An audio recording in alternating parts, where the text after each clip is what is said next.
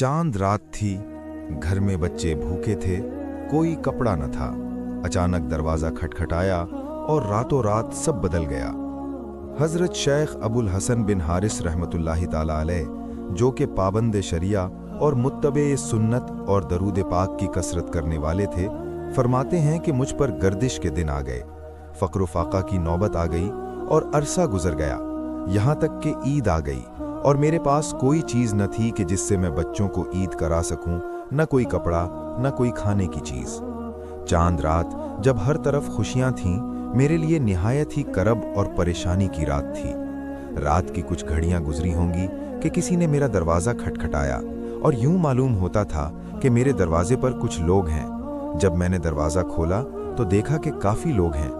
उन्होंने शमे यानी कंदीलें उठाई होती हैं और उनमें से एक सफ़ेद पोश, जो कि अपने इलाके का रईस था, वो आगे आया।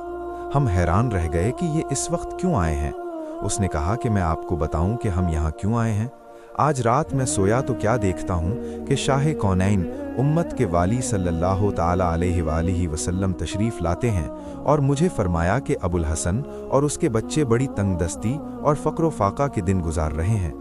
मुझे अल्लाह ताला ने बहुत कुछ दे रखा है, जाके उनकी खिदमत कर, उसके बच्चों के कपड़े ले जाओ और दीगर ज़रूरियात और ख़र्च वगैरह, ताकि वो अच्छे तरीके से ईद कर सकें और खुश हो जाएं। लिहाजा ये कुछ सामान ईद के लिए कबूल कीजिए और मैं दर्जी भी साथ लाया हूँ जो ये खड़े हैं।